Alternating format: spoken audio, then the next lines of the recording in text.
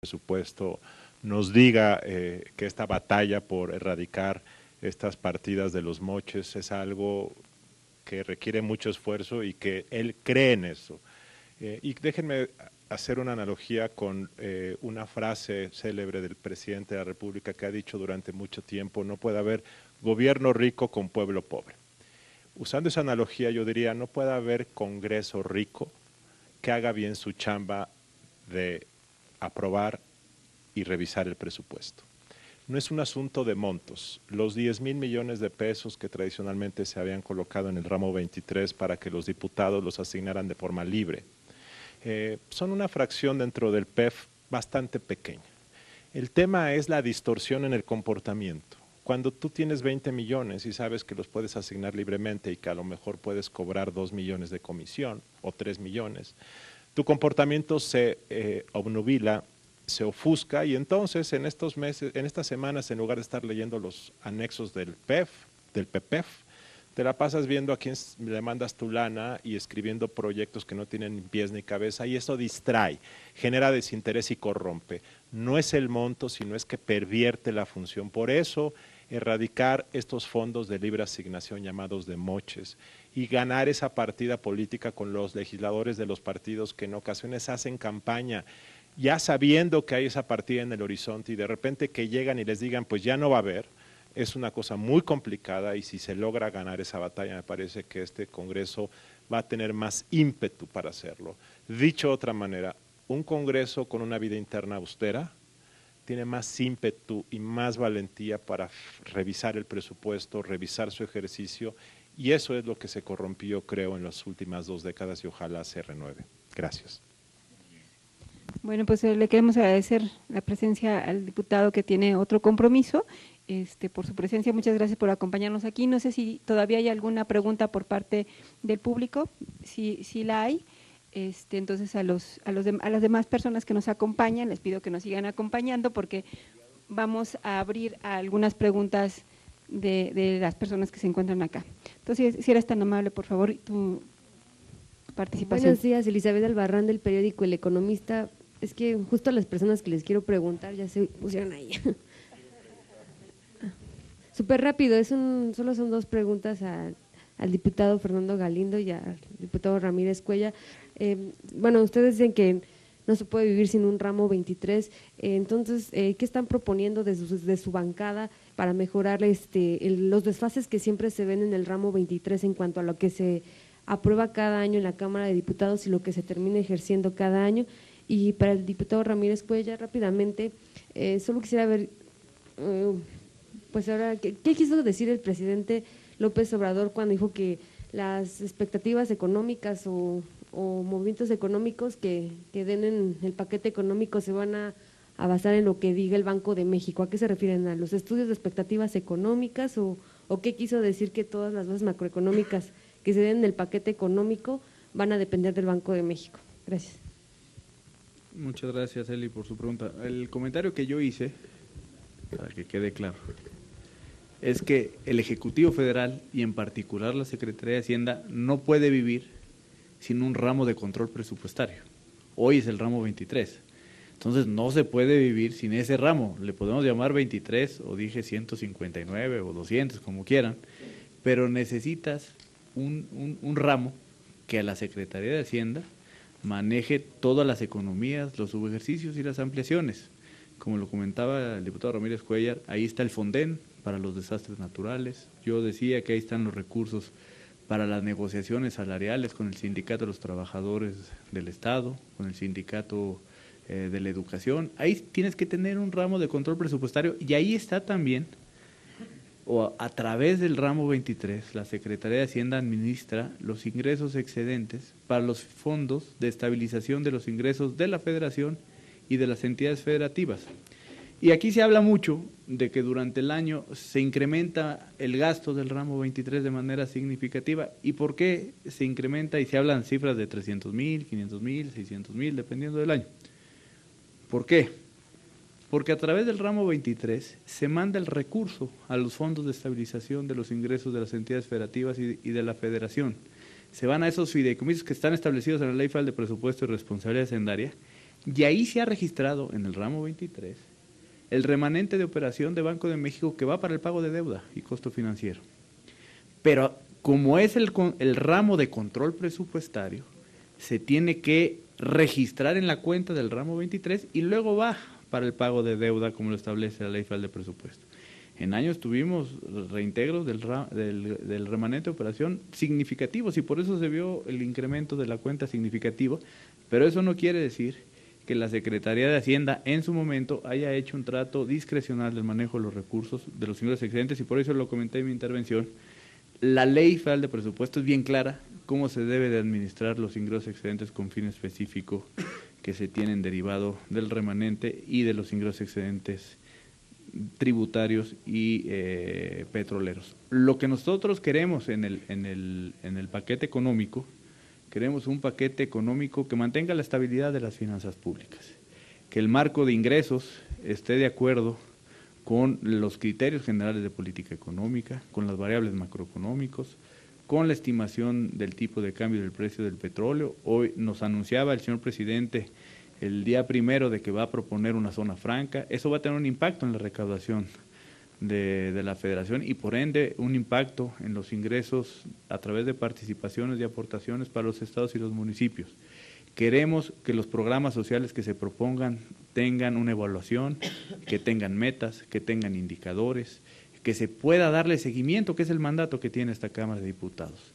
Como se lo comentaba la diputada Marta Tagle, que los proyectos de inversión que va a proponer la nueva administración tengan costo-beneficio, que tengan proyecto ejecutivo, que estén registrados en la unidad de inversiones.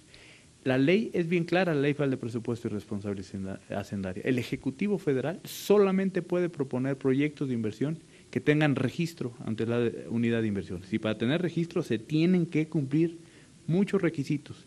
Eso es lo que queremos, un paquete económico que mantenga la estabilidad de las finanzas públicas y, por supuesto, que los estados y los municipios tengan capacidad para atender sus necesidades a través de programas y proyectos de inversión. Muchas gracias. Bueno, en relación a la meta de inflación y la meta de crecimiento, yo creo que la institución que tiene un esquema de análisis y de medición más robusto, más confiable, por la evaluación propia, pero también por la consulta permanente, periódica que hace con especialistas y con grupos económicos, pues es el Banco de México. Me imagino que a eso se refiere su pregunta y sería un error después de todo el análisis, el trabajo, la evaluación, las consultas que hace el Banco de México, pues no tomar en cuenta ese tipo de precriterios que ya fueron entregados y ahora los criterios que nos llegarán el próximo día 15. Bueno, muchísimas gracias y una disculpa. Pues muchas gracias. No sé si hay alguna otra pregunta por allá, por favor.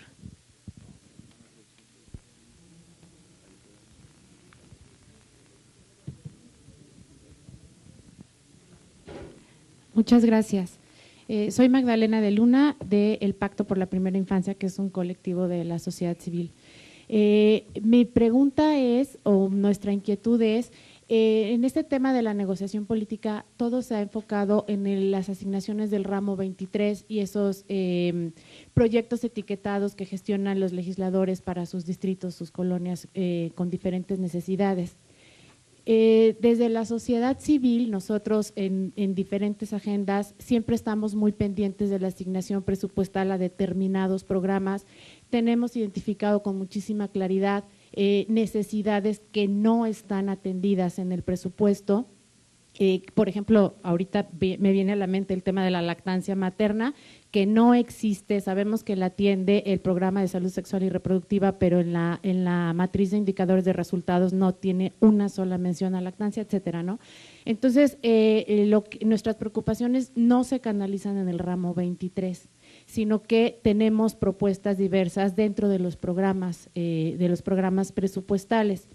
Tradicionalmente y en años anteriores ha habido un hermetismo total de la Secretaría de Hacienda para poder presentar estas inquietudes desde antes de que se presente el proyecto de presupuesto, y por eso pues muchas de las organizaciones que no estamos pidiendo dinero ni para nosotros ni para nuestras acciones, sino tratando de llamar la atención en asuntos específicos, venimos al Congreso a platicar con los legisladores, pero también es cierto que tradicionalmente, como ya se mencionó, acampan aquí los funcionarios de la Secretaría de Hacienda, pues un poco cuidando que no se mueva el proyecto que se ha presentado.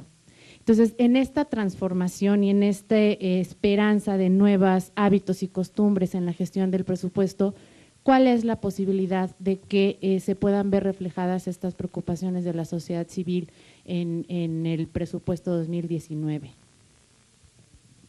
De una vez, si hay alguna otra pregunta para que con ello podamos concluir con las intervenciones y concluir la mesa.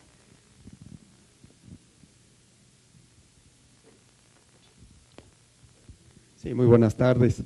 Pues antes que nada, agradecer la invitación que hace el doctor Ugalde y su grupo Integralia a esta importante publicación. Asimismo también pues hacer una felicitación al panel, a los diferentes diputados que estuvieron aquí presentes, la diputada, y concretamente considero que el tema da para hablar todavía más, ¿verdad? En aras del tiempo, pues solamente quiero comentar que va a ser muy importante a partir del día 15 de diciembre que se presenta el PEF, saber cómo viene este distribuido. A pesar de, como bien dice el doctor Ugalde, tiene un monto que es poco significativo respecto al total, el ramo. En ese sentido, pues también es importante ver los programas que tiene los estados, los municipios, para sobre esa base asignar los recursos.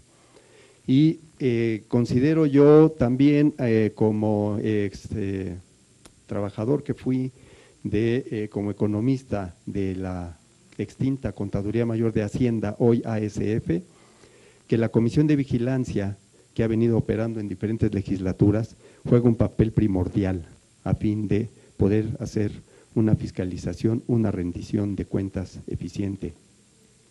Y finalmente, ¿hasta dónde, doctor Ugalde, usted como buen economista y que también se vio inmerso en el Instituto Extinto Federal Electoral, las votaciones sobre el presupuesto ahora, con un contexto de dinámica político-electoral, con una aplanadora como es Morena, cómo se daría este tipo de votación en este sentido?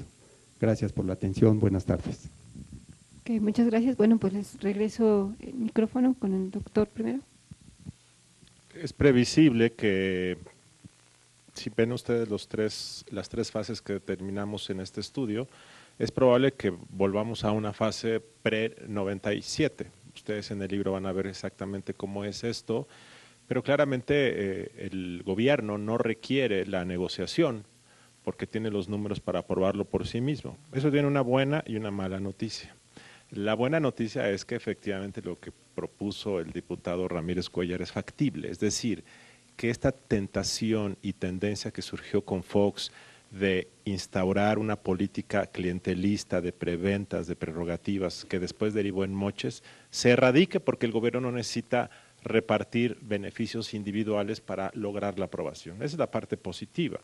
La parte negativa es que se presente el día 15 y se apruebe en sus términos casi de manera inmediata y entonces este Congreso no tenga manera de señalar, ajustar, como dijo el diputado Galindo, garantizar que los proyectos de obra que se coloquen cumplen los requisitos de registro ante Hacienda y una serie de permisos. Eso es fundamental, pero claramente el poco tiempo que se va a tener en este cambio de sexenio más la mayoría genera ese riesgo. No quiero saber qué va a pasar, pero ese es un riesgo que está ahí. Yo creo que está muy claro y no debemos de caer en este falso debate de que ahora los diputados o que el Congreso, la Cámara de Diputados tiene que renunciar a la atribución exclusiva que tiene de analizar el presupuesto. O sea, todo se está centrando en si se etiquetan o no fondos en el ramo 23 y eso no es el paquete económico. Ese no es el presupuesto de egresos. El presupuesto de egresos se define las políticas públicas de un país, se definen las prioridades, el rumbo del país. Es el instrumento de política pública que define realmente cuáles son las prioridades de un gobierno. Lo que está reflejado en el presupuesto va más allá de los discursos y de los posicionamientos políticos. Lo que está en el presupuesto es la manera que se va a gobernar. Por eso es bien importante que los diputados, que somos minoría en los partidos de oposición, sí señalemos aquellos programas y aquellos proyectos que no están cumpliendo con los requisitos que están en la ley o que están, por un lado, contrario en beneficio de la gente o sobre todo para mantener la estabilidad económica de un país. Y ahí es donde entran estos programas que benefician a la niñez, a las mujeres. Debemos de evitar que los anexos transversales para la igualdad de género, para la niñez, por cumplir con programas sociales, prioridad de la nueva administración, se descuiden esos programas. Entonces, ahí sí tenemos que dar la lucha, tenemos que dar la batalla y no debemos de renunciar por este estigma de que ahora el diputado no puede opinar del presupuesto de egresos a luchar por programas que beneficien a la gente.